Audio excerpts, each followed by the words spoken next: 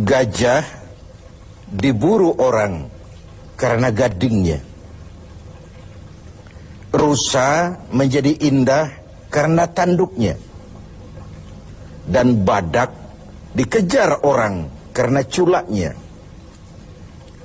Gajah yang tak bergading, rusa yang tak bertanduk, bahkan badak yang tak berculak, segera kehilangan keindahannya. Demikian kalau ini kita pindahkan kepada nilai-nilai keimanan. Orang yang beriman dikenal karena ia punya ciri, punya tanda. Apa tandanya? Al-Anfal ayat 2 dan 3 menjelaskan itu.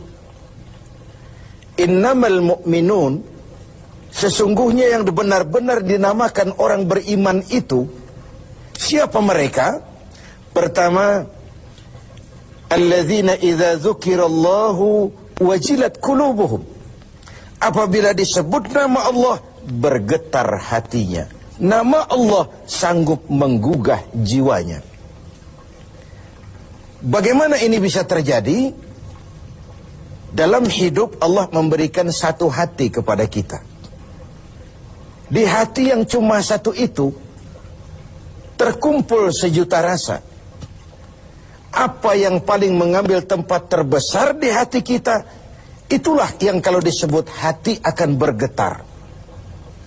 Jadi kalau hati sepenuhnya sebagian besar diisi harta, di sebagian besar diisi pangkat dan jawatan, sebagian besar diisi dengan segala macam yang lain, itu yang akan membuat dia bergetar.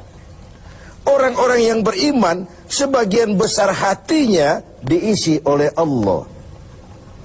Nama Allah sanggup menggugah jiwanya, menggetarkan hatinya. Dari sini timbul sikap etika otonom. Sekarang ini pun ditekan orang. Kamu korupsi ya? Biar aja. Orang kan tahu, nggak apa-apa. Tuhan kan tahu, biarin. Tuhan tahu nggak ribut. Tapi kalau orang tahu, 3 orang saja ribut sudah geger. Tuhan nggak ribut katanya. Bagaimana mau menggetarkan hati seperti itu? Orang yang beriman, sebagian besar hatinya diisi Allah. Sehingga kalau disebut nama Allah, bergetar, dan pada gilirannya sanggup menggetarkan hati orang lain.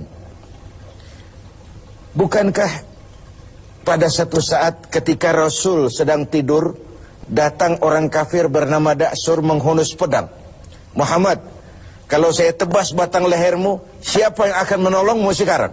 Dengan tenang dan tegar Rasul menjawab, Allah yang akan menolong saya. Mendengar kalimat Allah, Da'sur gemetar. Pedang jatuh, diambil oleh Rasul. Kalau sekarang saya balikan pedang ini ke lehermu, siapa yang akan menolongmu, Da'sur? Tidak ada ya Rasul, kecuali kalau kau mau memaafkan saya. Diberikan pedang itu oleh Rasul. Jangan ulangi lagi perbuatanmu. 2 sisi dari cerita pendek ini. Pertama, bagaimana mudahnya Rasul memaafkan orang yang nyata-nyata mau menghabisi jiwanya. Yang kedua, kalimat Allah ketika diucapkan oleh Rasul yang batinnya bersih, menggetarkan Da'sur, menggetarkan hati orang lain. Yang kedua, wa idza tuliyat alaihim ayatuhu zadathum imana. Orang beriman itu kalau dibacakan kepada mereka ayat-ayat Allah, bertambah keimanannya. Apa ayat Allah itu? Tanda-tanda Allah. Ada berapa ayat Allah? Ada 2. Pertama, ayat yang terucap oleh Allah, biasa kita sebut wahyu. Yang kedua, ayat yang tercipta oleh Allah, alam semesta jagat raya ini. Adapun orang-orang yang beriman melihat ayat Allah yang tercipta, membaca ayat Allah yang terucap, semakin bertambah imannya. Dia berdiri di tepi pantai, bukan main lautan luas terhampar biru membentang, ombak menghempas diri ke tepian. Kalau laut saja begini hebat, apalagi yang bikin laut. Allahu Akbar. Dia tidak memuji laut, tapi dia memuji yang bikin itu laut. Bukan main gunung menjulang tinggi, menunjang angkasa. Kalau laut, gunung saja begini hebat, apalagi yang bikin itu gunung. Bukan main otak manusia. Dengan kemajuan ilmu dan teknologi, nyaris tidak ada yang rahasia lagi dalam kehidupan ini. Kalau otak saja begitu hebat, apalagi yang bikin otak. Dia tidak memuji otak, dia memuji yang bikin otak. Apapun yang dia saksikan, dia kembali kepada Rabbana ma khalaqta hadza batila. Tuhan, tidak satupun yang engkau ciptakan ini dengan sia-sia. Baik ayat Allah yang tercipta, alam semesta jagat raya, baik ayat yang terucap, wahyu ini. Keduanya kalau dibacakan semakin menambah keimanannya. Kita pandai baca ayat yang terucap oleh Allah. Sering kita khatam Quran, tapi kita kurang pandai membaca ayat yang tercipta oleh Allah. Bumi ini ayat Allah, baca. Mengandung gas, minyak, batu bara. Pakai apa membaca ayat Allah di bumi? Pakai ilmu geologi. Angkasa luar ayat Allah, baca. Bagaimana membaca angkasa luar? Pakai ilmu astronomi. Laut ayat Allah, ada minyak lepas pantai, ada mutiara, ada kekayaan-kekayaan di dasar laut. Bagaimana membaca ayat Allah di lautan? Pakai ilmu oceanografi. Hasil pengkajian ini, Rabbana ma khalaqta hadza batila. Tuhan, tidak satupun yang kau ciptakan ini sia-sia. Semua ada manfaatnya. Maka orang beriman, semakin dibacakan ayat Allah, baik yang tercipta maupun yang terucap, imannya semakin tambah. Kajiannya kepada alam semesta makin mendekatkan dia kepada Allah Subhanahu wa ta'ala.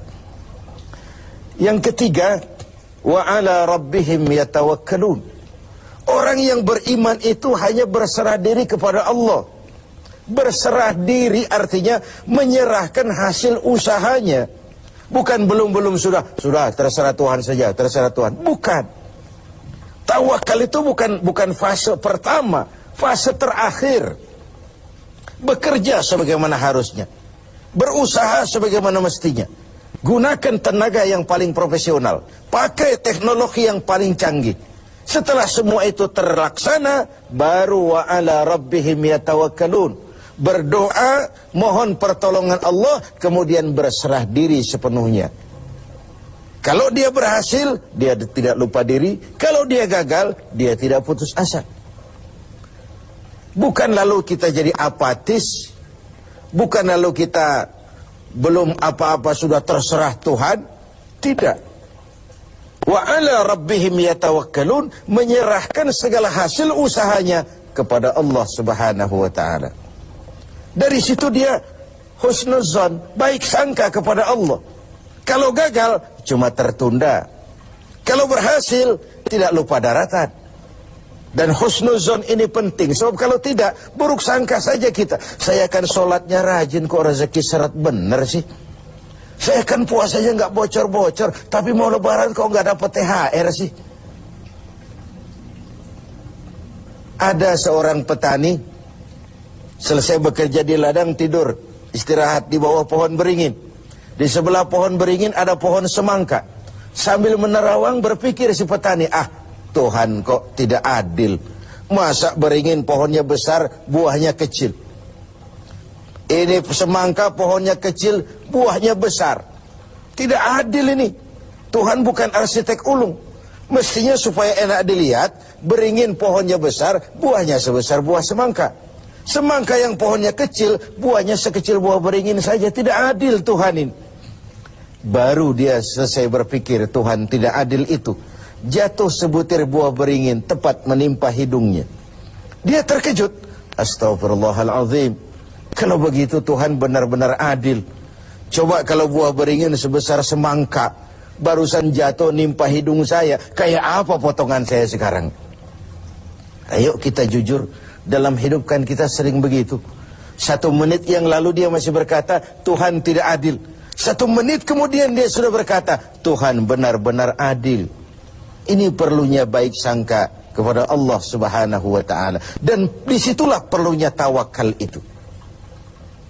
Yang keempat, alladzina yuqimuna shalah. Orang beriman itu mendirikan sholat. Selalu kata-kata sholat bergandeng dengan aqimis sholat. Dirikan, bukan kerjakan.